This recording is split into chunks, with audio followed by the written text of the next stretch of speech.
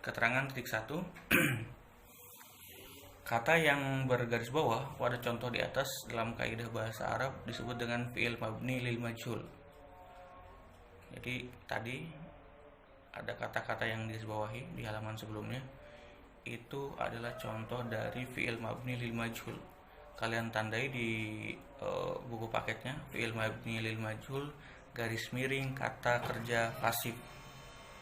Keterangan kata yang bergaris bawah pada contoh di atas dalam kaidah bahasa Arab disebut fi'il mabni lil majhul garis miring kata kerja pasif. Keterangan titik 2. Fi'il mabni lil majhul atau kata kerja pasif mengikuti wazan. Wazan itu patokan kata. Fu'ila. Jadi untuk fi'il madi itu dia ngikutin patokan kata fu'ila 3 huruf. Fu'ila, huruf pertamanya di doma, huruf keduanya di kasroh, huruf terakhirnya di fathah dari 3 huruf itu. Jadi fi'il mabni lil majhul kata kerja pasif mengikuti wazan atau patokan kata fu'ila untuk fi'il mabni, untuk fi'il madi. Jadi perhatikan, untuk fi'il madi itu kan 3 huruf. Nah, 3 huruf ini kata pertamanya itu di doma.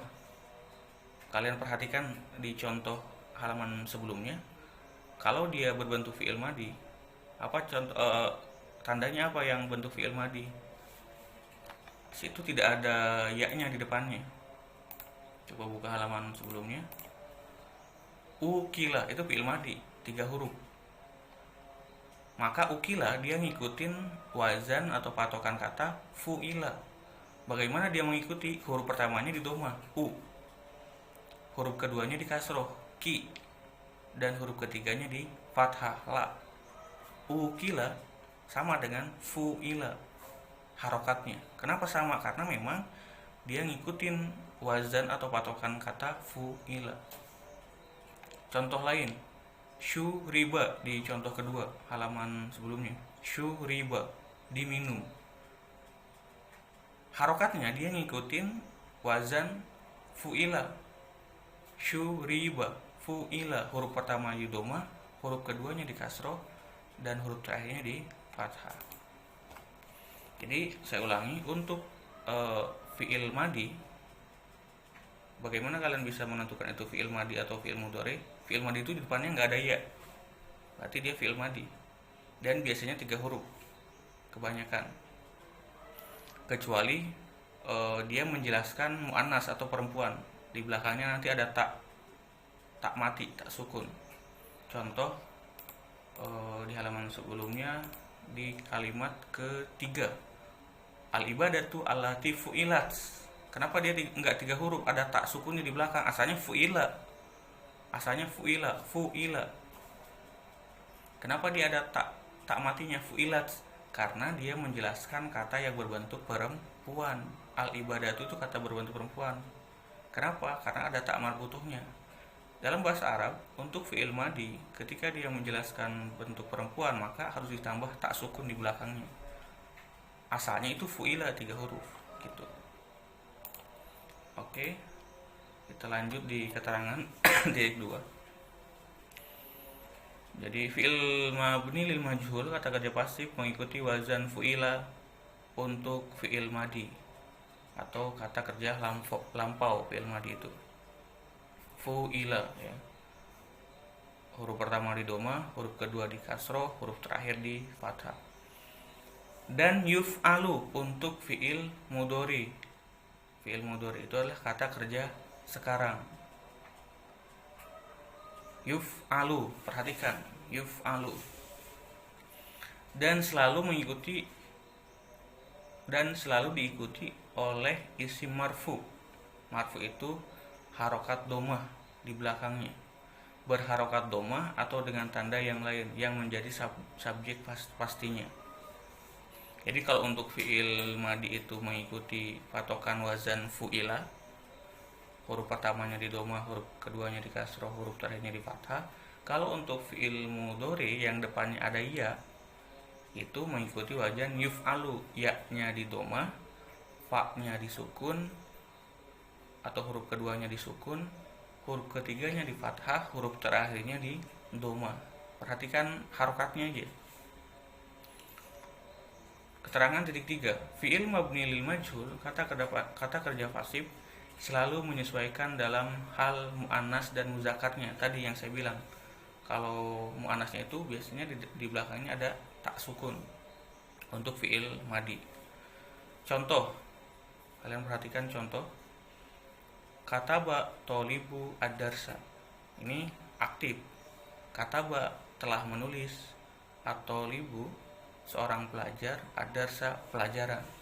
Aktif. Kataba telah menulis. Menulis itu aktif. Kemudian kata ini kita rubah jadi pasif. Bagaimana caranya? Yang pertama dilakukan adalah merubah kata kerjanya dulu. Mana kata kerjanya? Menulis. Itu kata kerja. Menulis itu kata kerja. Apa dalam bahasa Arab? Kataba itu ya. Kataba itu artinya menulis. Kita rubah dulu itu menjadi majhul, pasif. Cara merubahnya gimana? Seperti yang tadi saya jelaskan di atas. Huruf pertamanya kapnya di doma, huruf keduanya taknya di kasroh, huruf ketiganya baknya di fathah. Kataba jadi kutiba. Menulis dia berubah makna menjadi ditulis karena kita rubah menjadi kata kerja pasif atau fi'il mabni lil majhul. Kutiba ad-darsu, ditulislah ad-darsu pelajaran. Kalian tandai di buku paket, dilingkari perubahan harokatnya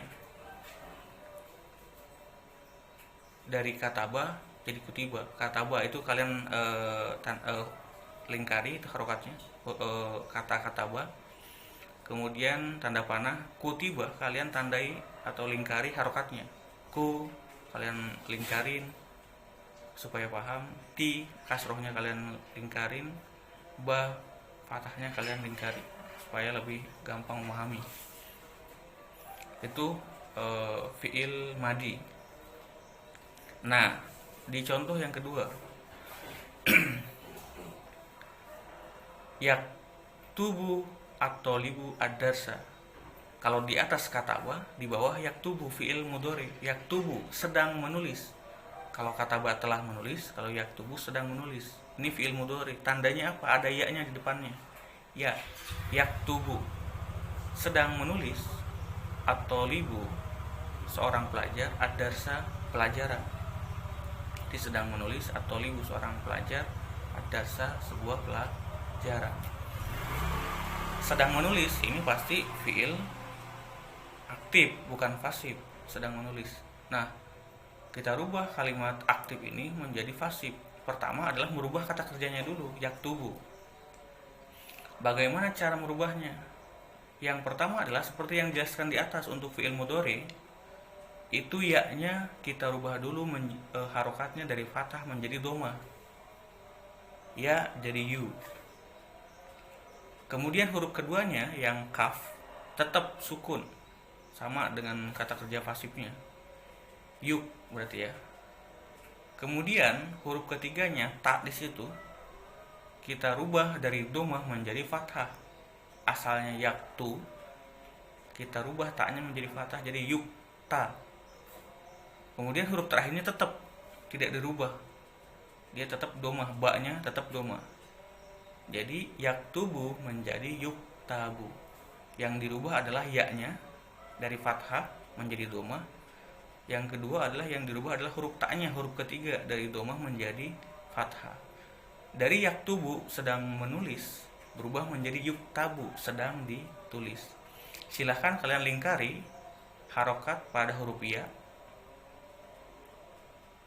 dan huruf taknya.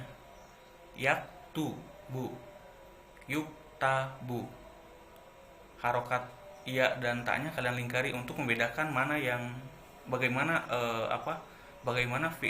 kata kerja aktif yang fi'il mudhari berubah menjadi kata kerja pasif dalam fi'il mudhari. Yuktabu telah sedang ditulis, ad-darsu pelajaran. Kita lanjut ke contoh ketiga.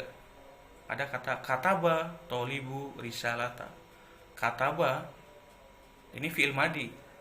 Bagaimana kita tahu? Karena nggak ada ya yang di depannya. Kataba, telah menulis. Telah menulis kataba. At-thalibu, pelajar. Arisalata, sebuah surat. Ini kata kerja aktif pasti. Kataba, menulis, telah menulis. Bagaimana kita rubah kata kerja aktif ini menjadi kata kerja pasif? Seperti di atas, rubah dulu kata kerjanya. Kita rubah kataba yang artinya telah menulis menjadi kata kerja pasif. Bagaimana caranya? Yang pertama adalah huruf pertamanya di doma. Kafnya dari fathah kita rubah menjadi doma. Langkah kedua, huruf keduanya taknya kita rubah dari fathah menjadi kasroh. Kuti. Seperti yang saya jelaskan di atas. Fu i la. Kemudian langkah ketiga adalah huruf terakhirnya tetap nggak dirubah, ba-nya. Kataba menjadi kutiba. Kemudian ada pertanyaan, Pak, kenapa di situ ada tak sukun? Ini karena kata kerja kutibats dia menjelaskan subjek yang berbentuk perempuan. Mana arisalatu itu berbentuk perempuan. Ada tak marbutohnya di belakang. Maka ketika subjeknya, pelakunya itu perempuan, si fi'il madi itu ada tambahan huruf yaitu tak sukun di belakangnya. Yang asalnya kutiba ditulis, dia harus ditambah tak sukun di belakangnya menjadi kutibats. Sama artinya ditulis, cuman maknanya pelakunya itu berbentuk perempuan, yaitu kata arisalatu, ada tak marbutohnya. Contoh terakhir. Yaktubu tolibu arisalata. Yaktubu ini adalah fi'il mudhari dari kata kataba. Kalau kataba itu telah menulis, kalau yaktubu sedang menulis fi'il mudhari'nya. Yaktubu sedang menulis, at-tolibu seorang pelajar, arisalata sebuah surat. Ini sedang menulis berarti dia kata kerja aktif. Bagaimana kita rubah menjadi kata kerja pasif? Yang pertama, seperti yang dijelaskan di atas, mengikuti wajan yuf'alu. Huruf pertamanya dirubah menjadi menjadi doma. Ya-nya itu dirubah menjadi doma. Kemudian ada pertanyaan, Pak, kenapa yaktubu kok yang difasih menjadi tak, berubah ya-nya menjadi tak? Kenapa? Karena yang dijelaskan di situ adalah